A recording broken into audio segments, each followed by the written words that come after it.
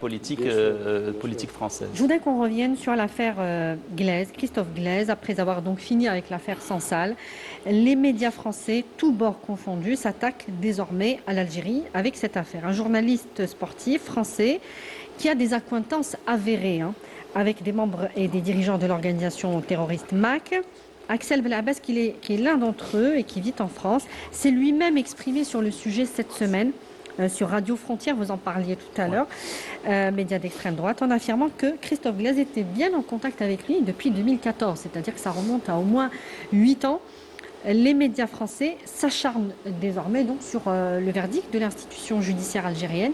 Là aussi, c'est des attaques ciblées contre l'institution judiciaire, c'est pas rien. Oui, parce qu'en fait, quand on attaque l'institution judiciaire, on traite le pays de république bananière. Oui. C'est ça le problème, c'est qu'on dit qu'il n'y a pas de justice, donc finalement n'importe qui peut avoir n'importe quelle sanction dans un pays où il n'y a pas de justice. Mais ce que les médias ne disent pas, c'est que au procès de Glaise, il y avait son père, il y avait sa mère. Qui sont retournés contre lui. Non, mais en plus, il y avait aussi, l'Algérie a même donné un visa à l'ami, même c'est pas sa femme, c'est l'ami de Glaise, et qui a assisté. Et il y avait même un avocat algérien. Donc il y a eu la justice a joué son rôle. Maintenant que le verdict ne soit pas en faveur de ces gens-là, c'est pas ça qui va changer les choses. Et que la France ne vienne pas nous donner des leçons on a cité tout à l'heure des gens qui font des tweets puis qui vont en prison. Mais puis encore, vous avez des politiques connus comme Nicolas Sarkozy ou comme Marine Le Pen, qui ont été donc condamnés par la justice, et on a remis en cause ces décisions de justice, les qualifiant de politiques.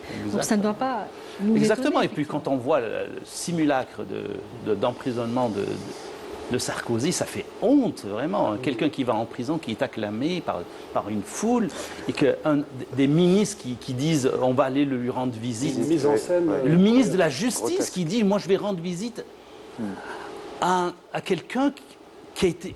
C'est absolument, c'est kafkaïen. Je veux dire, c'est pas ces gens-là qui vont nous donner des leçons de justice. La justice doit avoir un exemple. Et c'est pour ça que quand on parlait de droit international, etc., ces deux poids, deux mesures sont en défaveur, justement, des gens qui prônent les droits de l'homme, qui prônent la liberté d'expression, etc.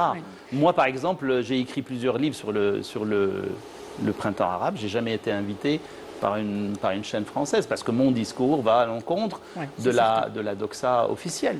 Sami Kadi, sur cette affaire de Christophe Glaise et ses accointances avec le MAC, donc, c'est une nouvelle attaque, enfin nouvelle non, elle ne doit pas dire, une nouvelle cabale. Ouais. Donc effectivement, et qu'est-ce qui, selon vous, M. Ben Saada, se cache derrière cette affaire qui sort à un moment précis? Donc il y a une volonté effectivement de porter davantage atteinte à notre pays et de manipuler finalement la stabilité et l'unité du territoire national. Ce qui constitue somme toute une folle fuite en avant du côté d'une certaine France officielle. Oui, en fait, ce qui est étonnant par rapport à ça, c'est que cette personne a avoué avoir des relations avec des gens du MAC et il a été condamné.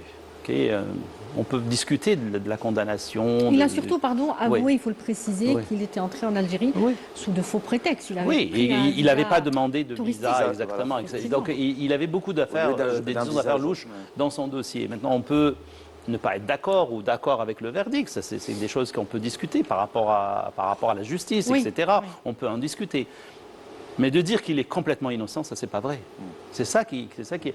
Et de dire que finalement, il est innocent et c'est en fait le manque de justice, l'absence de justice en Algérie qui l'a incarcéré, ça aussi, c'est une façon aussi de jeter du discrédit sur notre pays à ce moment-là. Et en fait, je ne sais pas si vous avez suivi les nouvelles actuellement et la stratégie de l'avocat de Glaise, l'avocat français, c'est de dire, mais de faire en fait, des raccourcis. Glaise est un journaliste sportif. Il est allé pour le football. Donc on doit dénoncer l'Algérie dans tous les matchs de football. Oui. C'est absolument incroyable. Est dans la guerre de quatrième génération. Voilà, exactement. On sait par exemple que le football est très porteur de ça. Il y a beaucoup de gens qui regardent les matchs de foot, etc. Mais pourquoi sortir d'un cas, d'un domaine judiciaire et aller dans le domaine, en fait, du show business? Ça, c'est un avocat qui a dit ça. C'est un avocat qui a dit ça. Ouais. C'est un avocat qui a dit ça. C'est-à-dire qu'il a dit non, il n'y a plus de justice, on va dans la guerre. Là, on va dans la guerre informationnelle. Ouais. C'est vraiment ça. Ouais. Et la guerre Ouais. pire, parce que guerre cognitive, c'est-à-dire que quand on fait penser à ce qu'en Algérie, il n'y a pas de justice et qu'en France, ce sont des modèles, des parangons de la justice internationale, on va justement jouer sur les perceptions de nos concitoyens et aussi des concitoyens des autres pays. Oui. L'agitation aussi du spectre séparatiste en Algérie, ça aussi c'est une vieille histoire, mais là on sent qu'il y a une nouvelle étape, une nouvelle phase, Oui. de la part de la France en tout cas. Oui, alors juste par rapport à l'affaire Glaise, je ne me permettrai pas de commenter une décision de justice, mais on s'empresse de discréditer la justice algérienne alors que l'affaire n'est pas terminée, il y a encore des voies de recours. Attendons au moins la fin de l'histoire, je veux dire. Mais là encore, comme vous le dites, docteur Ahmed Ben Saada, on ne rate aucune occasion pour justement intensifier ces attaques et cette guerre contre l'Algérie, et tous les moyens sont bons. Oui. Demain, on vous invoquera. Non mais pardonnez-moi, notre affaire. le spectre du séparatisme, Oui. je le disais, c'est une longue histoire. Oui. Oui, Là, on entre dans une nouvelle phase beaucoup plus dangereuse. On sent que la guerre d'usure dont on parle concernant le MAC terroriste a peut-être fait son effet selon ses instigateurs français. Mais aujourd'hui, il est temps pour eux, et on le voit, le MAC qui annonce donc qu'il fera sa déclaration d'indépendance dimanche prochain, le 14. Qu'est-ce que cela indique dans peut-être l'escalade de plus avec ce pays? Alors, en fait, l'histoire du MAC, c'est un peu comme l'histoire de Saint-Sal et dans d'autres domaines, parce que j'avais dit que ce sont des infractuosités. Ça c'est une infractuosité qui est très intéressante, c'est celle de la cohésion sociale, c'est-à-dire de quels groupes ethniques ou linguistiques sont composés notre pays, d'accord? Et on cherche justement à rentrer là-dedans. Mais ce qui est intéressant à voir dans le cas du MAC, c'est que le MAC est soutenu par la France. Il va faire une déclaration de je ne sais pas trop quoi en France. Je rappelle il faut dire les mots. Il y a une déclaration d'indépendance de la Kabylie en France. Oui. C'est-à-dire que la France va endosser cette déclaration. Mais pour moi, c'est une déclaration. Enfin, vous pouvez déclarer ce que vous voulez. Non, mais je peux déclarer demain que je suis le roi de Navarre, par exemple. Oui, d'accord, mais je parle du fait que la France officielle endosse cette déclaration. C'est ça qui pose problème. À mon avis, ce qui pose problème, Samia, c'est que on peut l'accepter. On nous dit souvent que la France, c'est une terre d'accueil pour les exilés. On peut l'accepter. Mais ce qui peut être difficilement acceptable ou inacceptable carrément, c'est qu'on accepte des réfugiés politiques et qu'on autorise ces mêmes réfugiés politiques à se servir de votre territoire comme une plateforme pour attaquer un pays. Là, et là, on confirme cette volonté, encore une fois, de la France, ou du moins de certains lobbies en France, ou d'une partie de la France, d'attaquer l'Algérie et d'augmenter l'hostilité à l'égard de l'Algérie. Mais concernant le projet du MAC, de déclarer encore, de faire une proclamation d'indépendance le 14 décembre, moi je rappelle juste qu'il en a fait déjà une en 2018, et que ça n'a pas mené très loin, et que penser que la Kabylie va suivre le MAC, c'est vraiment méconnaître la Kabylie. Oui, mais ce qui est intéressant aussi, pour revenir à notre discussion de tout à l'heure, le MAC, il s'est avéré que des anciens membres du MAC ont dénoncé le fait qu'il y avait des connivences avec le Maroc, qui étaient financés par le Maroc. L'avocat du MAC, c'est Goldnadel. Golnadel est un sioniste avéré, donc il y a qui a des ramifications avec Israël. Nous savons que le futur, disons, roi du MAC est allé déjà en Israël et qu'il a fait, il a fait allégeance, il a fait des soumissions. Nous savons que Farhat Mehni, voilà. Que j'appelle le roi Farhat Ier, bon, c'est comment.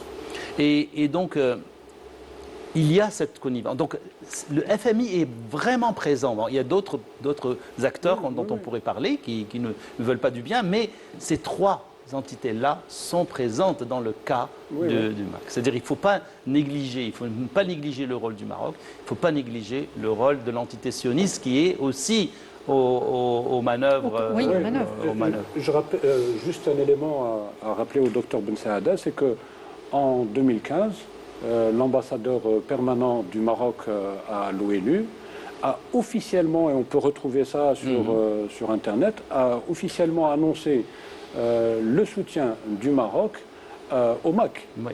Et Farhat Mehni, je lisais hier soir une lettre de Noordinet Hamouda adressée à Farhat Mehni. Noordinet Hamouda rappelle que Farhat a manifesté à Paris avec un drapeau israélien. Oui, oui. Donc lui-même ne se cache pas de ses accointances ni avec le Marzen ni encore moins avec l'État sioniste. Oui, mais en fait, ça nous donne un portrait, c'est-à-dire qu'il faut regarder ça de loin, c'est-à-dire qu'il y a plusieurs événements qui nous paraissent disparates, qui n'ont pas de lien entre eux, mais en fait, on retrouve toujours les mêmes entités derrière. Absolument. Et